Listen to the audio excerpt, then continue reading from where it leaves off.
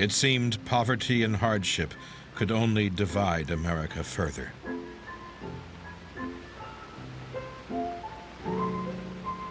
And yet, that wasn't Walter Coachman's experience at all.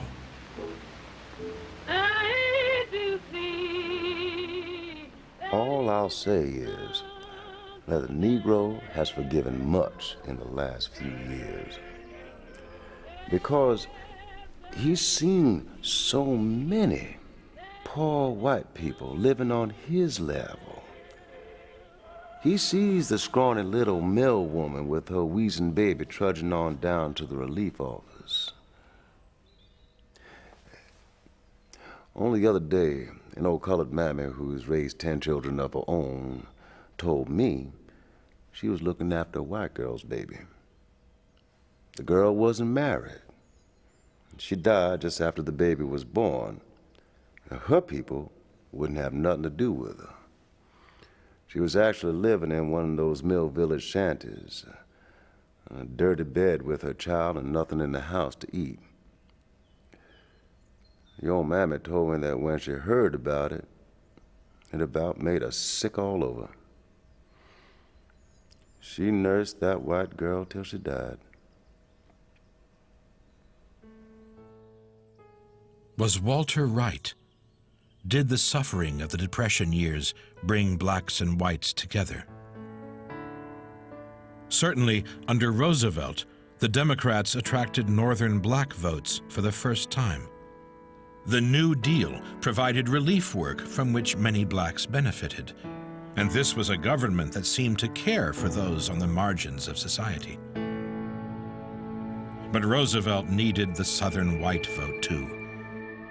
That limited his interest in civil rights. More significant were the first signs of change from below. The old hostilities between workers breaking down, blacks marching alongside whites in a new kind of union, the Confederation of Industrial Organizations.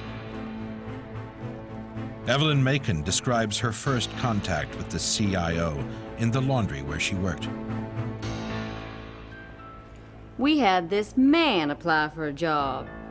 Didn't think he'd last long, 'cause he'd laugh at the boss, tell him he wasn't gonna rush.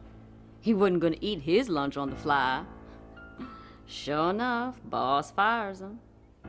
But a week later, he's standing out front, smiling. I thought he was flirting with me. But he hands me this leaflet. Turns out, he's a union man, CIO, and he gets everyone signed up for the union. And the boss is just frantic. And we walked out. And we threw a picket line around that place. And we won ourselves union hours and union wages. And I'm telling you, now, when they try to intimidate me, I tell them to go jump in the lake. The other day, I saw this white worker stand up for this colored man. The manager was so angry, he called the white worker into his office to give him some advice. The white worker, he's called Charlie, he's an Irishman. He said to the manager, "Well, sure now, I do appreciate the bit of advice you're giving me, seeing as you're not charging nothing for it. But that black boy is my friend. He works with me. He's a union brother. So you just take your advice and save it for someone who don't know no better." He walked out of there and slammed the door.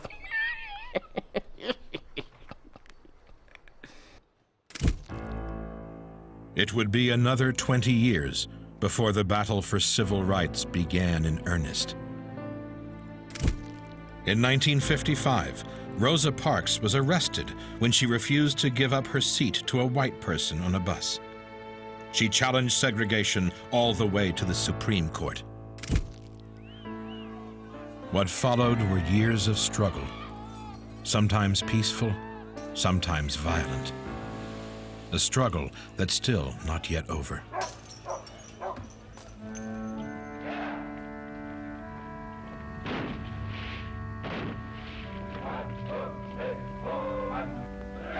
For Walter, though, all that was in the future. And in 1941, America went to war with a segregated army, prepared to fight for the victims of racism in Europe, but not, it seemed, for those back home.